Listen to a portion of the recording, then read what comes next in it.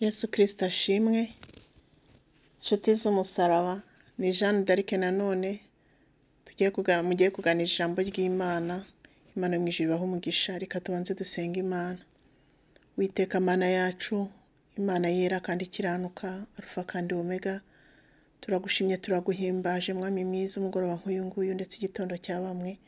Tugushimiye neza yawe n'urukundo rwawe bituma tudashiraho. Waturinze wabanye natwe, warinze ibyacu n'abacu, wera wa Isirayeli n'ubihimbarizwe.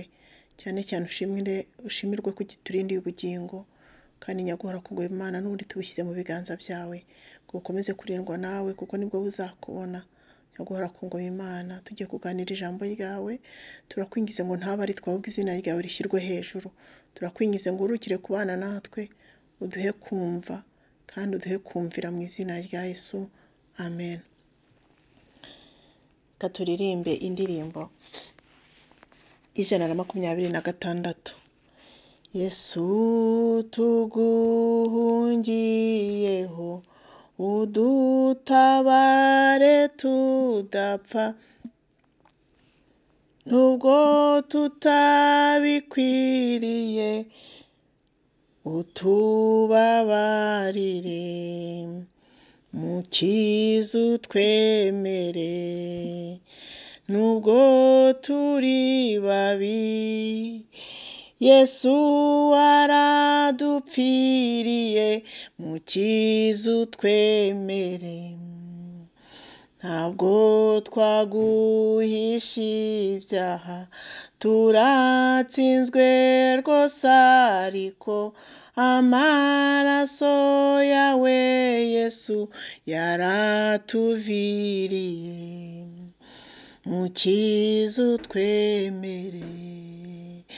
Nubwo turi babi, Yesu waradupfiriye, mukiza utwemere.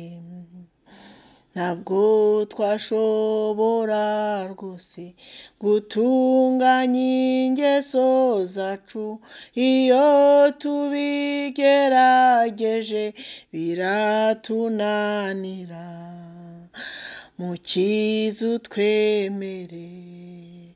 Nubwo turi babi, Yesu waradupfiriye, mukiza utwemere.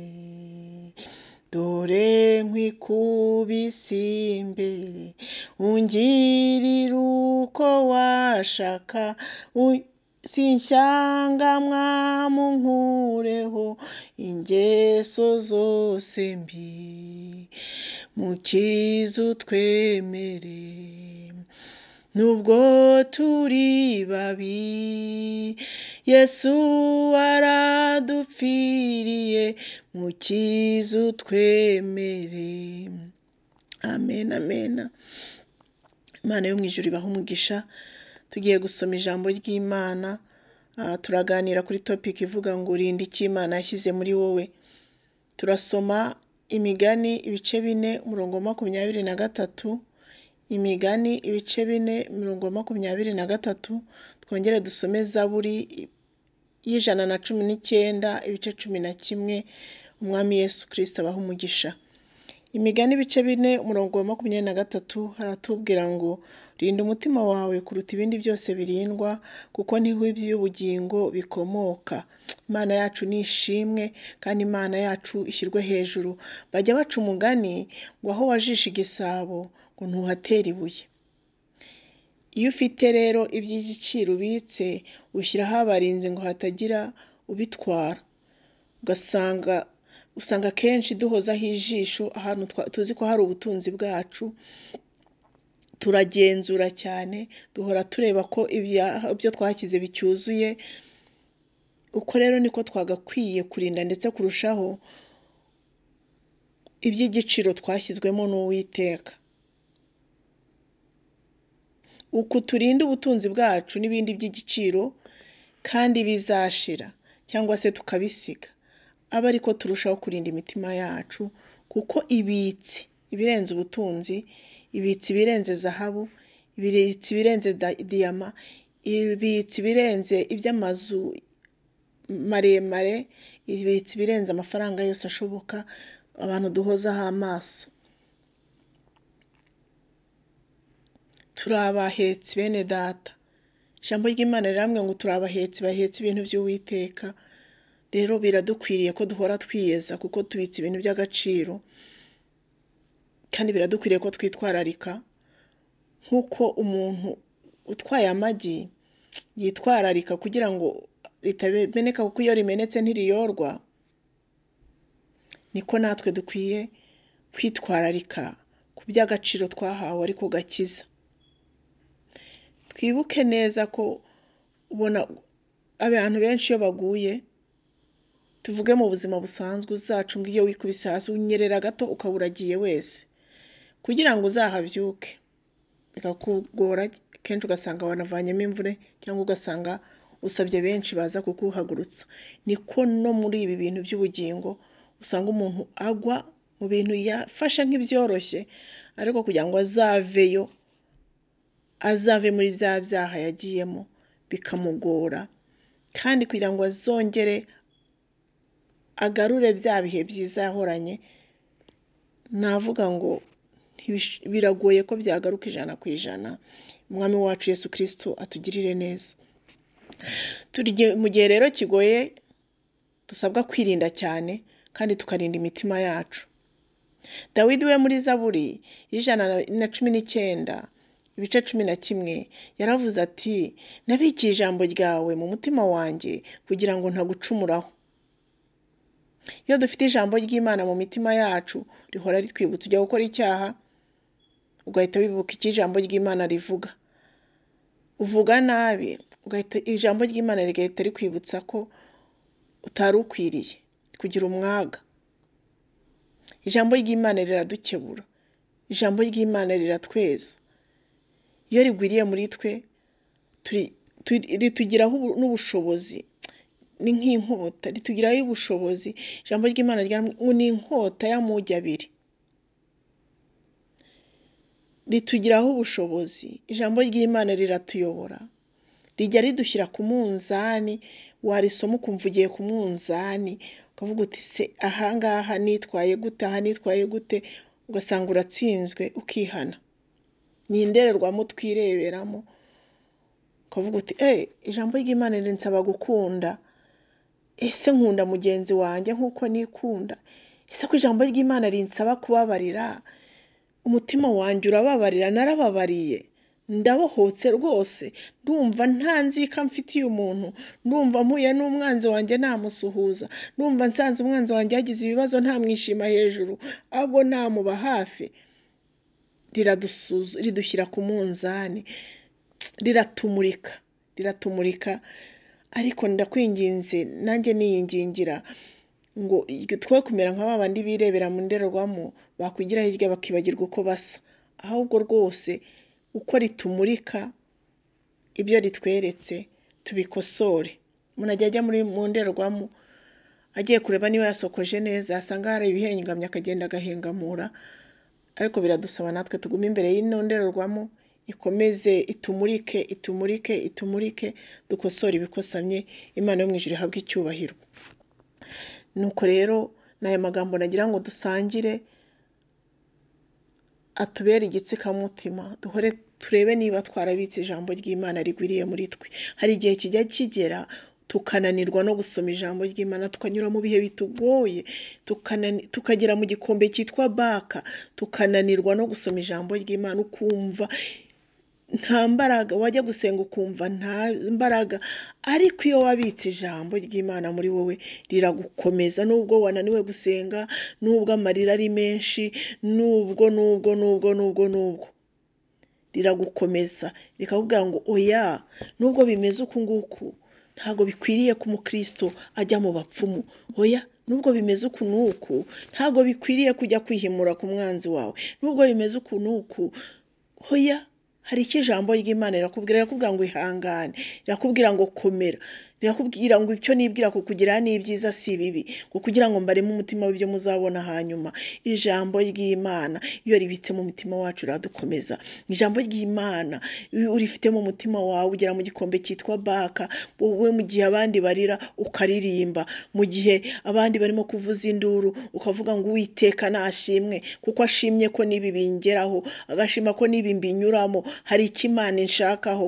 Aho kugira ngo ujye muri negatifu ukajya muri pozitifu, ukavuga uti hari iyindi experience Imana ishaka ko ngira muri uru rugendo, hari irindi peti Imana ishaka kunyambika. Imana yo mu ijuru nihabwe icyubahiro cyane, Imana yo mu ijuru nishyirwe hejuru, kuko nta kintu Imana ikorera guhomba.